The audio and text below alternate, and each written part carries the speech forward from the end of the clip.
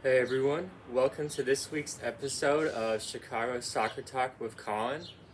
This is a momentous day for the show. This is the first episode I'm doing that is outside, out of the studio.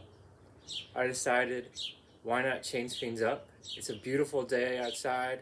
I want to take advantage of day off work and wanted to do some recording for the show and thought, why not do it outside? Don't need to be in the stuffy studio today. Let's take advantage of beautiful weather, which is rare these days, and do it out here. So I'm going to talk about the Chicago Red Stars, Chicago Fire's recent matches. The Chicago Fire took on New York City, the Red Bulls, and the Red Stars took on the Washington Spirit. Excited to talk about the recaps of both matches, get into some key details for them, talk a little about what's upcoming in the future. So first, we'll start out with the Red Stars today. The Red Stars took on the Washington Spirit at SeatGeek Stadium in the end of April. It was an exciting match, gritty draw for the Red Stars. And the Red Stars are still finding their bearings, still trying to figure out their identity as a team. But overall, they played well and managed to get a important draw for the club's success. Overall, I was pleased with the performances by a few key players. Great defensive work by the Red Stars. Especially, I want to give a high shout out to Tatum Milazzo. She's been excellent most of the season on the back line and defensively. She definitely stepped up in this match with a number of key tackles down the stretch, especially helping keep the Washington Spirit's attack from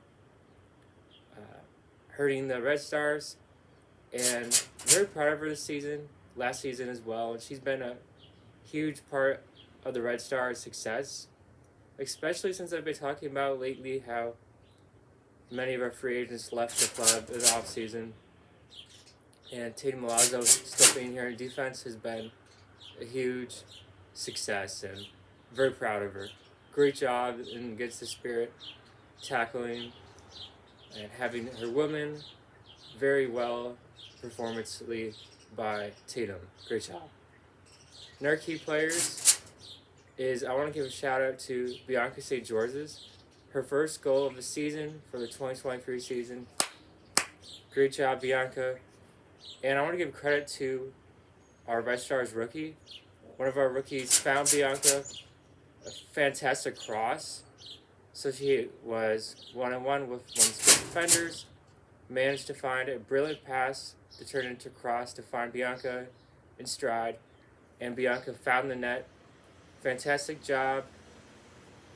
And this was it to tie the match. So the Red Stars had fallen down 1-0 at this point in the 33rd minute, but managed to get things done with the first assist for the Red Stars rookie, finding Bianca for the first goal. Great job on both of their parts to tie the match. And that was all the Red Stars could score in this game. 1-1 was all she wrote in this one. But let's talk a little bit before that, what happened to put the Red Stars down 1-1. So a few minutes before, Ella Stevens, while playing defensively, tackled one of the Spirit players, which gave a penalty to Ashely Hatch, who is one of my favorite players in the NWSL. She is a superstar defensively, offensively, and as a leader. And she got the penalty kick opportunity, and of course, she made it happen. She didn't fail, unsurprisingly, just to put them up 1-0 for the Spirit. Then the Red Stars tied it on Bianca St. goal. So 1-1. There were some key opportunities for both sides. For example, Trinity Rodman had a good chance. Some of the Red Stars players had good chances as well.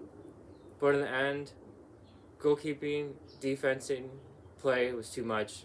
And it was a 1-1 draw for both sides. But the Red Stars didn't lose, which is what I'm looking for. We need to start getting some more wins. We haven't had that many wins in the season so far yet, which is kind of concerning. But as long as we can tread water and start to pick up some wins without the key losses to some of the lower clubs in the league, that will be important part of where the Red Stars go. Are we going to make the playoffs, win the whole tournament, win the NWSL championship? Are we going to finish dead last? Still to be decided. Many games left in the season, but we'll see where they end up. Hopefully it's the playoffs, but I am not 100% sure yet still. Looking at things, because we lost so many players in the offseason, we have a number of key rookies that have arrived in the draft.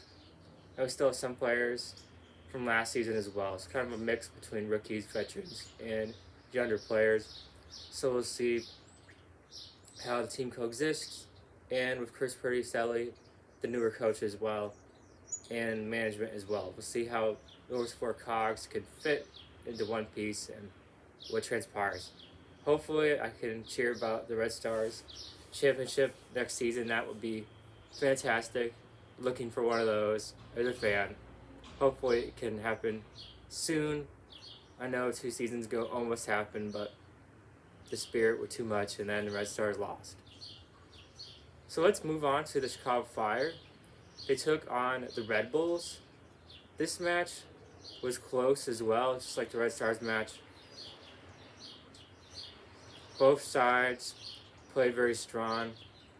And the Chicago Fire, I want to be honest, have not been as bad as I was fearing. I was fearing that the Red Stars, who I discussed prior, maybe not as good. But the Fire, I was worried they finished last. Because I know they stink a lot, they've been bad. They've historically been bad lately. But some of the key Fire signings, for example, Arnaud Suke, Kai Kamara, Marian Halis have all played dividends. They've been fantastic. Especially Kai Kamara. We haven't had a successful striker in a long time. I know Kasper Sabilko is very sexy. People say like offensively, but that's not happened yet. But Kai Kamara, he's been one of the most leading goal scorers in all of the MLS. He has brought his leadership, skill, still has very much talent to prove on the pitch. He has brought it all to the Fire at Soldier Field. And one of the few players we're having lately at scoring is him, but I'll gladly take that. Gladly hope that his offensive firepower can help some of the other players get on that same path as well, looking for those opportunities in the back of the net to occur. Well, Kai Kamara, midway of the match, it happened for the Fire. A great pass to set up Kai, put it in the bank, money shot, pass to Red Bulls, 1-0 Fire lead. And I'm very proud of Kai Kamara. I know he's had some of the most goals ever in MLS, but he's getting towards the end of his career. So this could have been a 1-year stop, and then he's hangs up his cleats, retires. But he's given it all. He's one of the fastest players on the pitch, one of the most, taking chances and successful as well. And he got the goal. Way to go, Fire. 1-0 lead for them. Chris Brady, yet again, was very solid in goal. And some of the Fire's defensive players were great again. So offense needs to move up a little bit. But defensively and in the goal, been very solid for the club. And that's what I'm looking for. So I thought maybe the Fire could pull it out. They had a 1-0 lead very late into the match. Things were looking good. Chris Brady very solid, like I mentioned. Defense playing it very strong, giving it all. 1-0 lead for them, which is what I need to see. But then, in the 89th minute, so people were getting ready to go home. The whistle is getting ready to go blown. Maybe some extra time, 2 minutes.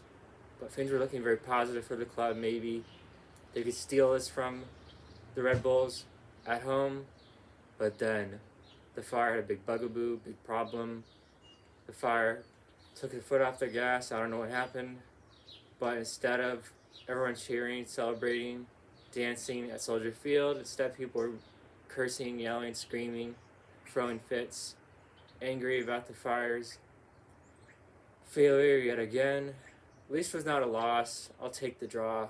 But in these kind of performances, when it looks like they could steal a win, looks so close, yet so far, the Fire's cheerful moments by the fans went away. When Burke, in the 90th minute, scored. He's a substitute earlier in the match, but the opportunity was given to him, and he scored. He got it past Chris Brady to tie the match at 1-1. This is kind of one of those buzzer beaters, game-winning matches. Even though it was a draw, it felt like a game-winning match because it looked like they were going to lose, but then he tied it up. So even though it's not game winner, so to speak, I think if you're a Red Bulls fan, you would count it because they gained a point at the very end when the match was over. So the Fire fail, which not the best opportunity or outcome for them, but at least it wasn't a loss, I guess. But we need to stop saying that every week. It feels like I'm saying it all the time, like the Fire didn't lose, thank goodness, we'll take the draw, but we need to start doing better, playing better. Because even if you get a ton of draws, that's only 1 point. So you're still going to be towards the bottom of the Eastern Conference with those type of performances. When you're getting wins sprinkled in with draws, that's good. We'll take that as a fan any day. And a member of the Fire will take that.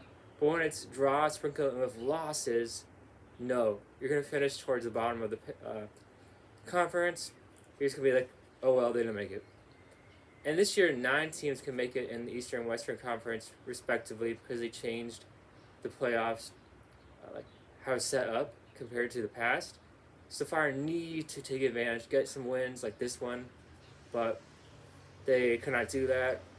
I know it's a young team. We have some veterans too, though, like Suke, Kai Kamara, and Chris Brady. I know is young, unproven, but he's been overall pretty good. Just the defense didn't take advantage, and Chris Brady got caught off foot, and the Red Bulls scored to tie it up. So that's both performances: the Red Stars against the Spirit, then the Fire against the Red Bulls. And I want to talk a little bit about one more match before we go. So the Red Stars had a Challenge Cup match on Wednesday against Houston Dash on the road at Shell Stadium, and they lost 2-0. So in case you don't know, the Challenge Cup, I think I really still enjoy it. It's very interesting. They do it in group stages. So different clubs in NWSL playing group stages, group matches, and then the winners face off in like a tournament at the end. And the Red Stars, the second match of the Challenge Cup, lost to the Dash. A very good team, a big Dash fan. Is my second favorite team, in case I forgot to mention. But in the end, Red Stars lost. Hopefully they continue to play well in the Challenge Cup. I'm more concerned about the regular season results and if they can win the NWSL Championship. But I guess winning the Challenge Cup would be fun too. It's not the worst thing ever if they could take advantage and win that too. Trophy for the season would be fun either way. More likely Challenge Cup, but maybe they can get the NWSL Championship too. That would be even more fun. So I'm done for this week. That's all the news I have in terms of the Fire and Red Stars. Thank you for tuning in to Chicago Soccer Talk with Collin. Greatly enjoy making these YouTube shows. Great feedback from fans. Thank you so much. For example, Karina is one of my biggest fans, biggest supporters. I greatly enjoy reading your comments and hearing what you have to say about the shows each week. I think we should try to have you on sometime, or at least call in for 2 minutes or so, because that would be very awesome. And let me know what you think next time we chat. So thank you so much. Have a good week. See you next time on Chicago Soccer Talk with Collin. Peace out. Signing off. Goodbye.